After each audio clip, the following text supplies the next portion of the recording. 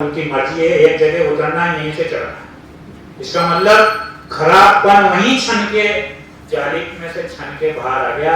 फिर वो चाय की छलनी हो, चाहे कपड़े से छानी गई चाय हो, चाहे विचारों के द्वारा छाने गए विचार हो, जो समाज को एक लेखक के माध्यम से सामने आने के लिए लालायित रहते हैं। और इस लालायितपन को संरक्षित और संवर्धित करने के लिए जो लोग अभी भी प्रतिबद्ध हैं, मैं आदरणीय श्री प्रमोद जी शर्मा साहब से अनुरोध करूंगा कि वो आए और अपनी बात कहें। आदरणीय श्री प्रमोद।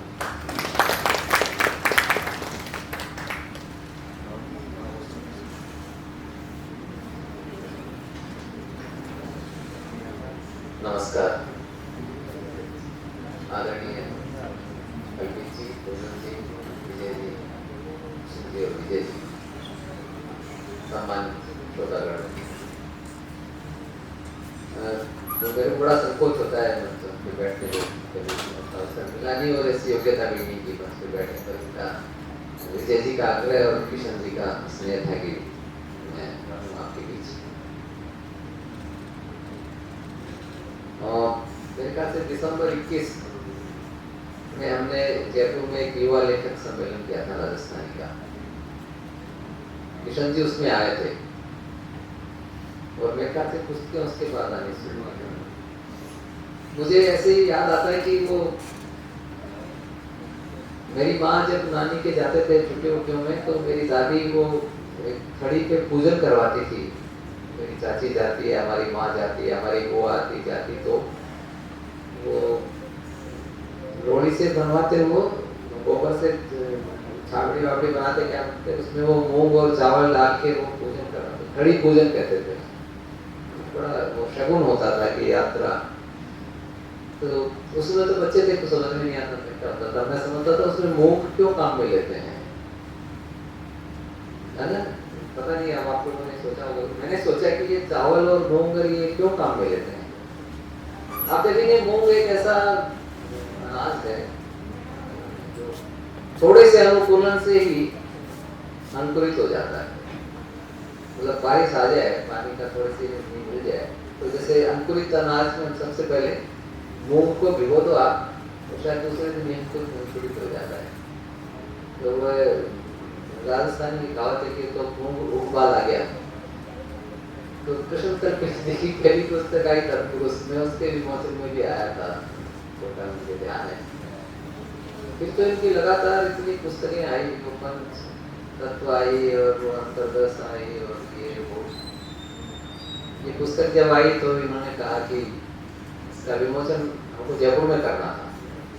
मन था कि जयपुर में ही करेंगे, पर ग्रासरूट मीडिया के कार्यक्रम एक के पीछे एक चलते रहते हैं, तो बड़ा हमारे लिए मुश्किल हो रहा था कि इसका समय कब लें हम, किस तरीके से। कल्पित जी का समय भी मिले, बाकी का समय भी मिले। हम चाह रहे थे कि कल्पित जी भी रहें, कुंदन जी भी रहें, पर वो सहयोग बैठा नहीं। मैंने कहा यार इसको कोटा नहीं कर लो आप।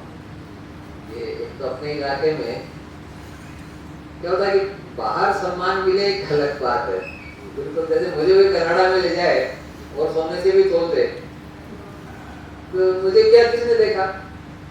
अपने लोगों के बीच में सम्मानित होना, अपनी कोई चीज आना, ये ज्यादा महत्वपूर्ण है, एक शगुन की बात है। ये अपनी खड़ी पूजन, मैंने कहा अपना खड़ी पूजन भी होना चाहिए, तो कोटा में करें ये ज्यादा अच्छा है। मैंने कहा हम आएंगे, जयपुर से मैं आऊँगा, जी आएंगे हम लोग, कोटा में अपन करेंगे, ये मेरा मन था।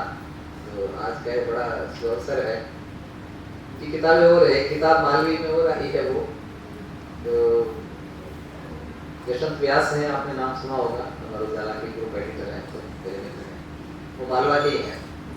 तो मैंने कहा उनकी पुस्तक का तो उनसे कराएंगे, तो वो जयपुर में करेंगे, अगले महीने करेंगे। तो इनकी इतनी किताबें आई, मैंने इनको कहा, मैंने कहा भाई पहली किताब की सही तो सूखने थे।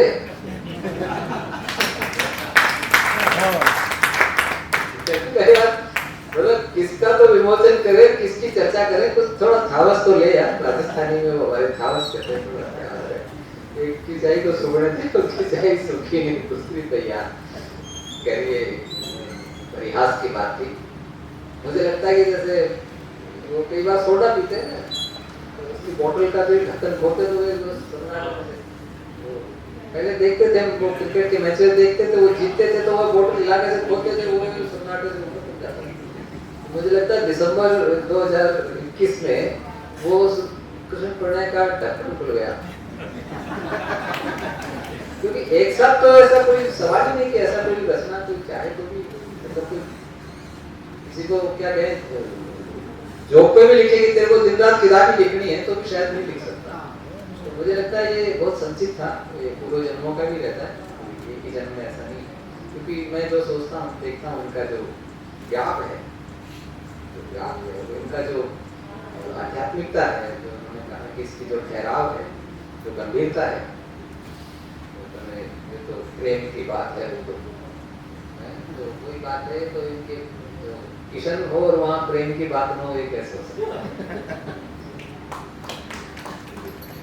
प्रेम तो बड़ा क्या है कि कृष्ण तो प्रेम के जीवंत रूप है, प्रतिमूर्ति, मतलब पर्सोनिफिकेशन ऑफ प्रेम कहा जाए तो कृष्ण ही है वो। आज भी कृष्ण का नाम लेते ही आपके रोमांच हो आता है। कृष्ण को पूर्वजन्म का मिला है, मुझे लगता है सब कुछ आता था। मेरे को ज़्यादा बोलना नहीं आता, मैं सोचता हूँ वो कह देता हूँ। एक बार फिर मैं कृष्ण जी को बहुत बहुत साधुवाद देता हूँ कि उन्होंने बहुत इतने थोड़े से समय में इतना ज़्यादा रचना हमको दे दी है। और अगले महीने जयपुर रखेंगे, कोशिश करेंगे। कृष्ण जी से बात हो गई है, अगले महीने जयपुर कार्यक्रम करेंगे, आप में से तुम्हें लोग बता दें, अच्छा लगेगा। प्रणाम।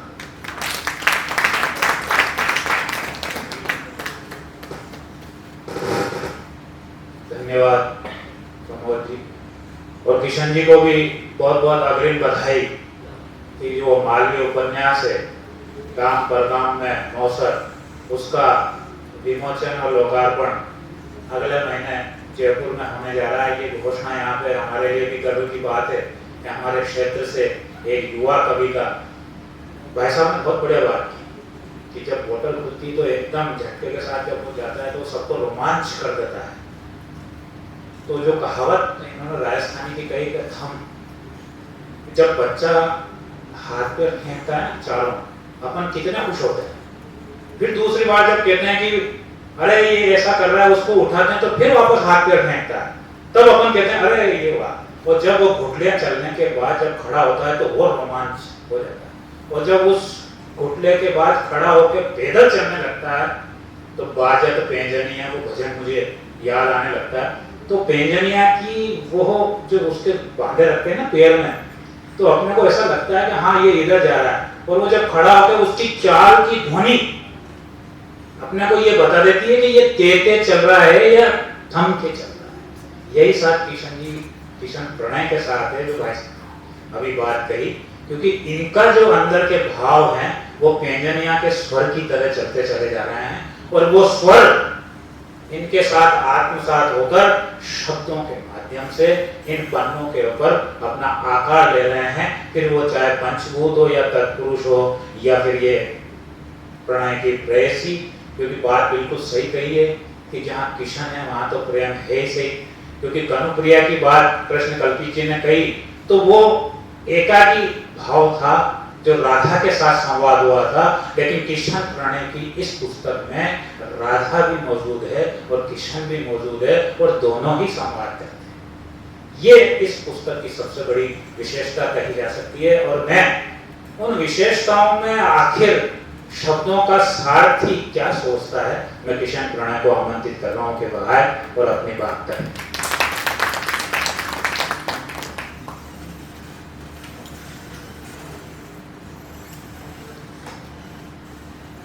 हेलो, आवाज आ रही?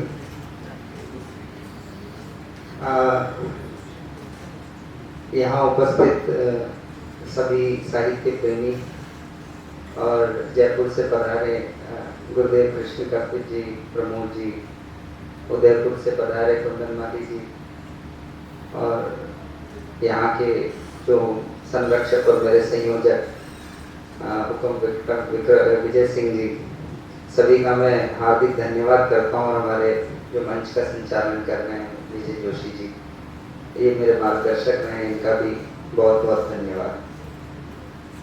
इस पुस्तक के बारे में जितना कल्पित जी ने लिखा, मुझे पहले उम्मीद नहीं थी कि उनको मैं पुस्तक भेजूंगा और वो कुछ लिखेंगे। और लोग बाग इनके नाम से डरा देते हैं कि उनको किताबें मत भेजना। तो पहले ऐसे कि शेर के मुंह में क्यों हाथ डाल रहे हो आपकी पुस्तक भेज के, क्योंकि वो उनकी जो है वो टिप्पणियाँ और जो भी होती है वो एकदम सटीक होती हैं। वो उनके स्वभाव के और उनके जो परख है उसके हिसाब से उनके जो मन में जो भी विचार आते हैं तो वो स्पष्ट रूप से कह देते हैं। आप उनकी फेसबुक वॉल देख सकते हो कभी भी। तो प्रमोद जी सर ने मुझे कहा कि आप भेजो अपनी कविता वहाँ पे, आपकी हिंदी की पुस्तक, क्योंकि ये इनसे मेरा हमेशा से डिस्कशन रहता है, संवाद होते हैं। तो मैं कोई पुस्तक लिख रहा होता हूँ तो इनका हमेशा से सहयोग रहता है मेरे लिए कि जिस भी भाषा में या जिस भी, जैसे अभी मैंने मालवी में पुस्तक लिखी तो इन्होंने मुझे यशवंत व्यास जी से कि आपके मालवी में वो हैं, उनसे मैं आपकी पुस्तक पहुंचा दूंगा। ऐसे लोगों के पास पहुंचना मेरे तो बस की बात नहीं है, कैसे जाऊंगा मैं, क्योंकि मुझे ना तो कोई जानता है इतना ना कोई ऐसा। पर प्रमोद जी सर का हमेशा से रहा, वो मेरी हर पुस्तक को कहीं ना कहीं मुझे मार्गदर्शित करते रहे कि आप यहाँ पहुंचा दो। उन्होंने कोई ऐसे आगे से वो इतना रेफर भी नहीं करते हैं, मुझे कह देते हैं आप पहुंचा दो, फिर देख लेंगे बाद में जैसा जो होगा। तो कल्पित सर के पास भी उन्होंने, और मैं इनको बहुत पढ़ा हूँ, कृष्ण कल्पित सर को बहुत सारी इनके देखते के बीच, और उस समय से बाद में हिंद नामा जो इनकी आई, अभी जारी किताब आई, तो इनके पूरे साहित्य पे तो एक इनकी दृष्टि जो समकालीन कविता और जो लेखन है हिंदी साहित्य का, उस पे एक अच्छी दृष्टि रखने वाले लोग अब तो मुझे बहुत कम लगते हैं। पहले तो बहुत लोग हुआ करते थे जो एक अच्छी आलोचना कर देते थे, अब तो अकादमी प्रक्रियाओं से मजबूर लोग हैं, वो उन्हीं लोगों की अनुशंसाओं में घिरे रहते हैं। आपको कुछ ही लोग मिलेंगे जो एक पुस्तक की अच्छी व्याख्या और वो कर सकते हैं। तो उनमें मेरे ऊपर आशीष रहा, क्योंकि राजस्थानी भाषा में और इधर हिंदी, राजस्थान में हिंदी भाषा और राजस्थानी दोनों भाषाओं में जो बहुत ही उत्कृष्ट आलोचनाएं जिनकी अभी तक आई हैं, वो प्रोफेसर कुंदनवाली जी, तो उनसे मेरा संपर्क पहले हुआ था आखिर में, जो सर ने बताया कि युवा महोत्सव में, तो उनसे मेरा महासंपर्क हुआ था। उसके बाद मैंने इनको पुस्तकें भेजी थी, और इस पुस्तक पे भी उन्हीं से मैंने आज पहले आग्रह किया, मैंने कहा सर आप इस पुस्तक को देखें।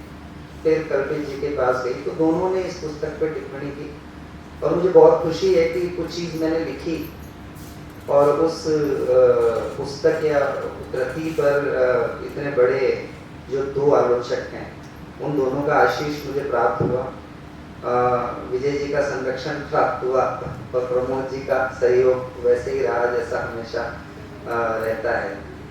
तो प्रेम पे लिखी कविताएं या कुछ भी लिखा हो, मैंने एक बहुत मतलब पढ़ा करता हूँ मैं अक्सर, तो एक मैंने पंक्ति पढ़ी थी कि वियोगी होगा पहला कवि, आह से उपजा होगा ज्ञान, निकल कर आंखों से बही होगी कविता अनजान। तो इन पंक्तियों से आप एक चीज ये अनुमान लगा सकते हैं कि एक बाबा नागार्जुन ने बहुत अच्छी पंक्ति लिखी है अब इसके लिए कि कालिदास तुम सच बदलाना, कालिदास तुम सच बदलाना,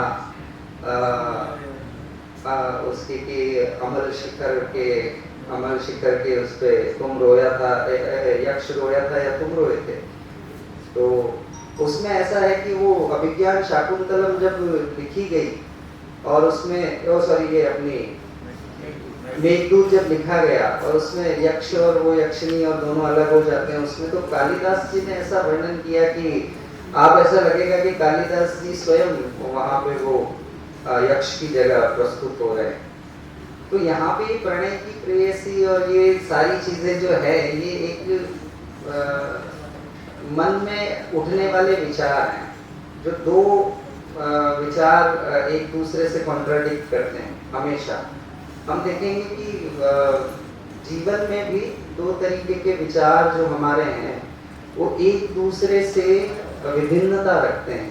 जब हम प्रेम की तरफ भागते हैं तो आपको लगेगा कि कहीं ना कहीं ऐसी वृत्तियां भी हैं जो आपको प्रेम से दूर करना चाहती हैं, या आपको उसके लिए कोई तर्क देना चाहती है कि आप प्रेम कर रहे हो, तो उसमें एक ये तर्क भी है कि आप ना करें, आप किसी और तरफ जाएं, आप कुछ और करें। तो इसमें जीवन जो है वो एक कवि का है। वो आमतौर से कोई भी ऐसा कवि जो लिखता है उसके स्टार्ट से होती है जीवन से। मेरा ही जीवन नहीं है, किसी भी कवि का जीवन उसी से शुरुआत होती है, और होते होते उसको कुछ पाना कुछ ना पाना, किसी चीज में घिरे रहना, फिर उसे किसी ऐसे तत्व का ज्ञान हो जाना जिसको वो परम तत्व मान चुका हो। उसने प्रेम को अपने आप प्रेममय कर लिया, वहां पे वो उसको परम तत्व मान चुका है, और उसी के बीच में संवादों में फंसे रहना।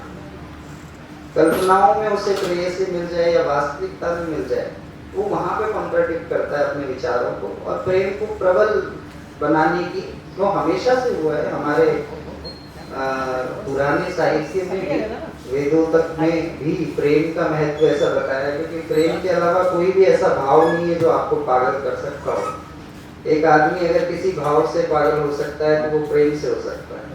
प्रेम में आपको ये पता नहीं रहेगा कि मैं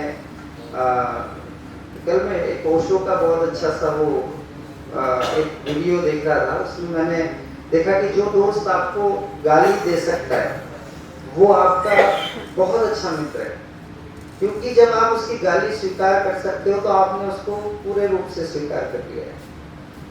अगर आप उसकी, क्योंकि हर कोई आपको गाली दे जाए, कोई भी जैसे उठ के अभी रास्ते में चल रहा है कोई मुझे गाली दे दे तो मुझे आघात होगा उस चीज से कि ऐसे कैसे दे दिया। पर जिस इंसान की हम गाली स्वीकार कर रहे हैं, किसी ने मित्रों ने आपको गाली दे दी, वो आपने स्वीकार कर ली कि ठीक है ये नॉर्मल बात है, तो वहां पे आपको वास्तविक रूप से ये पता चलेगा कि मैं इसके लिए कितना उदार हूँ, या उदार मेरे अंदर कितना वो भाव है प्रेम वाला या ये।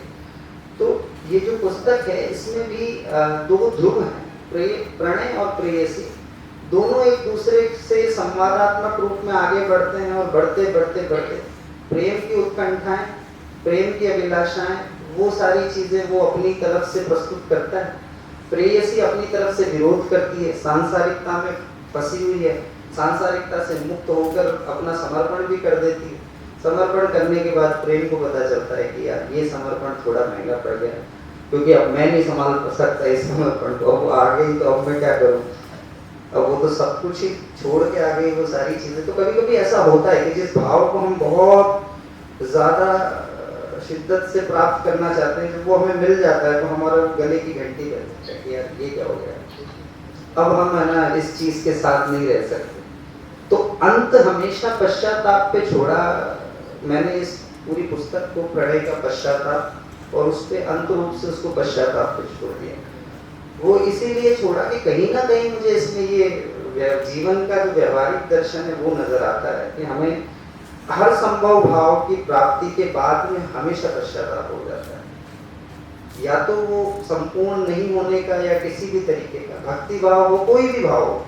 मैंने अंत रूप देखा है कि यार वहां पे कुछ ना कुछ लोगों में या तो मोक्ष की प्राप्ति तो बड़े लोगों की कल्पना है, पर मैं कवियों की कह रहा हूँ कि कवियों में अक्सर मैंने ये देखा है कि अंत में कहीं ना कहीं निराला भी हुए, तो वहां पे भी बहुत सारी जगह ऐसा लगा कि कहीं ना कहीं इनको इस चीज का ये रह गया हमारा, तो वहां ये पश्चाताप पे इसको मैंने समाप्त कर दिया।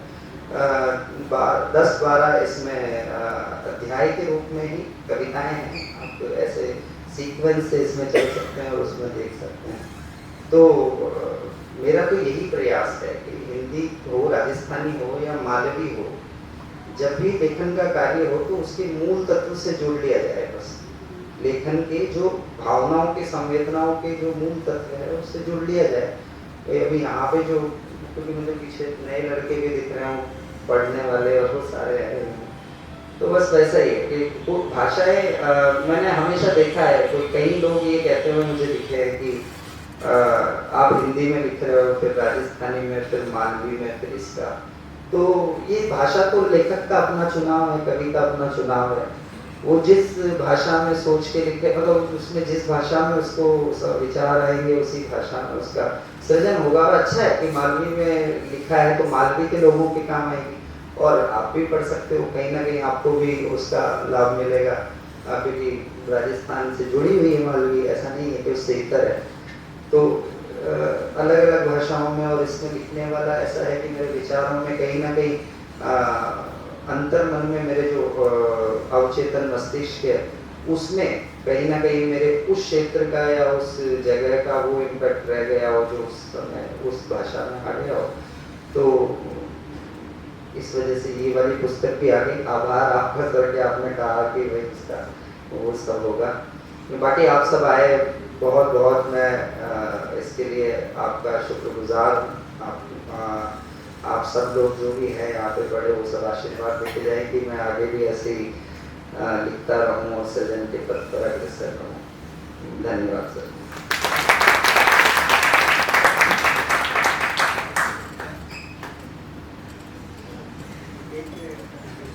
ये कविता सुनाने के लिए एक इसकी प्रणय की प्रेयसी पुस्तक से मेरी कविता है, शुरुआती प्रणय। ये वैसा प्रेम है या शुरुआत जिसकी है, तो वो देखिए कि पानी मुझे अक्सर सम्मोहित करता था, उतना जितना एक आईना नहीं कर सकता था। आईने के पार देखना उतना ही मुश्किल था जितना अपने आप के पार देखना। तो मैं पानी में एक टक देखता रहा और अपने आप के पार जाता रहा। मेरे पार बहुत कुछ था, मैं झील का तला झांकना चाहता था। वहां तक पहुंच पाना ऐसा था जैसे अपने पार किसी गहराई में उतरना। लोग अक्सर परछाइयों पर ही अटक जाते हैं। परछाई के कालेपन के पीछे कई रंग हैं। हम रंग देखना चाहते हैं, उजले रंग। परछाइयां रंगों को गहरा कर देती है या बिल्कुल काला। काले रंग के पीछे एक सच्चाई है, हर रंग की सच्चाई। मैं सच्चाई देखना चाहता था और पहली बार मेरे शरीर से परछाई निकलने लगी और धीरे धीरे मेरे आकार से भी बड़ी होने लगी। मैं रोज उस परछाई के पीछे छुपे रंगों को देखने की कोशिश करने में लग जाता। मैं दिन भर सारे काम छोड़कर अपनी उंगलियों से परछाई के अंगों को बनाने की कोशिश करता। ये बिल्कुल वैसा था जैसे एक चित्रकार काले कैनवास पर अपने ब्रश से अपनी कल्पनाएं उकेरता हो। बहुत करीने का काम था उसे किसी परछाई में उतार पाना। मेरे पास सफेद रंग के अलावा कोई रंग नहीं था, तो मैंने अपनी उंगलियों से उसे घिसना शुरू कर दिया ताकि मैं खोज पाऊं उस रंग के पीछे छिपे हुए उस रंग की असलियत। धन्यवाद।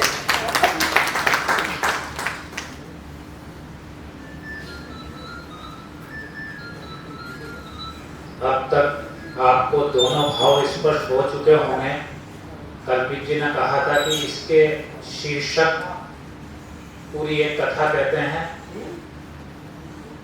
किशन जी ने जब कविताओं की बात करी तो आपको एक कथा सुनाई कि प्रेयसी आती है, प्रेयसी के भाव आते हैं, प्रेयसी का विरुद्ध भी जाते हैं, प्रेयसी का समर्पण भी होता है और प्रेयसी से मिलन के बाद पश्चाताप की एक भाव भी उभर कर सामने आते हैं। तो एक पृष्ठ से लेके अंतिम पृष्ठ तक कथा सूत्रों के साथ जो कविता चली, ये पहला किशन जी का पहला कविता संग्रह है जिसमें एक पंक्ति से लेके अंतिम पंक्ति तक एक कथा अपने आप चलती चली जाती है। और वास्तव में ये प्रणय की प्रेयसी और प्रेयसी का प्रणय जब एक दूसरे के साथ आत्मसात होते हैं तो कई प्रश्नों को छोड़ते हैं, क्योंकि खुद किशन जी ने भी ये बात कही अभी कि हाँ, एक खालीपन का भाव कुछ ना कुछ भरने के लिए प्रेरित करता है। यही प्रेरणा एक लेखक की होती है, कि चाहे वो गद्यकार हो चाहे वो कवि हो। हालांकि कवि और गद्य को सब कविता में समाहित है, जैसा कहा कि सारे शास्त्र कविता में समाहित हो जाते हैं, समाज की संपूर्ण संवेदनाएं उसमें समाहित हो जाती है। तो ये इस कथा के माध्यम से उभर कर सामने आई। आप प्रेयसी को पढ़ना है तो किशन की प्रेयसी को पढ़ें, उसकी दार्शनिकता को पढ़ें, क्योंकि यहाँ प्रेम दैहिक न होकर आत्मिक प्रेम है। क्योंकि प्रेम की जब बात की जाती है तो देह तक सीमित हो जाती है, और जहाँ सीमा हो जाती है तो वहाँ भावों का अंत हो जाता है, व्यक्ति का भी अंत हो जाता है, उसका जीवन के पथ पर बढ़ने का भी अंत हो जाता है। इस अंत से उबरने के लिए यदि पढ़ना है, उसकी दार्शनिक तक जाना है, तो अपन को प्रणय की प्रेयसी को पढ़ना होगा, तब जाके आपको प्रेम की दार्शनिकता, यहाँ दार्शनिकता ही नहीं, हमारे यहाँ पहले दर्शन शास्त्री था, मनोविज्ञान तो बहुत बाद में आया, उस दर्शन में सब चीजें समाहित थी। तो इसमें दोनों पात्रों का मनोविज्ञान भी है, जहां समर्पण होने के बाद भी, क्योंकि इन्होंने एक कविता का भाव आपके सामने प्रस्तुत किया कि सारे सांसारिक विचारों को छोड़कर अंततः जब प्रेयसी समर्पित होती है, तो समर्पण के भाव हमारी दृष्टि में एक ही रहते हैं, लेकिन उससे उभरकर उस प्रेयसी की समर्पण में सारे प्रश्न मौजूद हैं। वो प्रणय से पूछती है कि क्यों प्रणय, ये अंत तक उन कथाओं को पिरो के प्रश्न के अंदर डाल देती है, और प्रणय एक तरह से निरुत्तरित हो जाता है। तब कहता है कि क्या हारना भी एक पश्चाताप है, किसी के आगे समर्पण करना एक हाथ जीतना भी क्या उस खालीपन को भर सकता है? नहीं, अपेक्षाएं कभी पूरी नहीं होती। इन अपेक्षाओं के साथ चलने के लिए हमें इस प्रणय की प्रेयसी का प्रणय करना पड़ेगा। और मैं इस समारोह के जो संयोजक हैं आदरणीय श्री विजय सिंह जी, मैं उनसे अनुरोध करूंगा कि वह आए और अपनी बात कहें। विजय सिंह जी।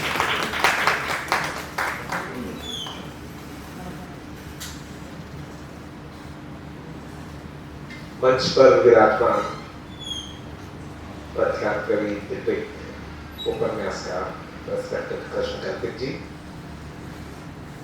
आदरणीय प्रमोद शर्मा जी, कुंदन माली साहब, विजय जोशी साहब, hero of the day Kishan Pranay. मुझे अपने कॉलेज के दिन याद आ गए, और आज मैं कुमुद श्रीवास्तव मैडम को याद जरूर करूंगा कि मैं that time studying in government college 12, तब मैंने इतनी लंबी क्लास हिंदी लिटरेचर की, हिंदी कंपल्सरी सब्जेक्ट हुआ करता था उस समय, वो ली थी। या आज का क्रेडिट जाता है किशन प्रणय को, जिसने इतनी लंबी क्लास हिंदी की ज्वाइन करने की मेरे को परमिशन दिया, मौका दिया।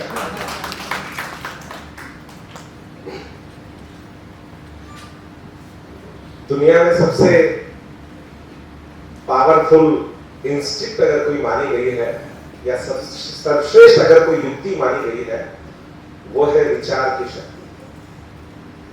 और विचार की शक्ति का सबसे धनी अगर कोई व्यक्ति है तो वो है कवि, द क्रिएटर। किस तरह क्रिएट करना है, किस तरह समाज को क्रिएट करना है, किस तरह समाज को दिशा देनी है, अगर ये किसी के मन में भाव जन्म लेता है तो वो कवि होता है। और कुछ इसी तरह का प्रयास हमारे छोटे भाई किशन प्रणय ने करा है। मैं सैल्यूट करता हूं आपके इस स्पिरिट को। महज अभी मेरे ख्याल से 28-30 साल की एज रही है, और इतने बड़े मंच पर आदरणीय कल्पित साहब, शर्मा साहब और कुंदन मालिक और विजय जोशी जी के द्वारा यदि प्रणय की प्रेस के लोकार्पण के दौरान सूर्यकांत त्रिपाठी निराला, हरिशंकर परसाई या इतने बड़े बिग शॉट्स और बिग गन का नाम अगर आता है, तो डेफिनेटली आपके बहुत ही उत्तरोत्तर प्रगति का संकेत है। किशन, आप आगे बढ़िए, लगातार अच्छा काम करिए, क्योंकि अमेरिका को आगे बढ़ाने के लिए दो सबसे बड़े चेंजेस माने गए, मार्टिन लूथर किंग का आना और दूसरा अमेरिका की छापे खाने का आविष्कार होना। लेकिन वो छापे खाने अपने आप नहीं चले।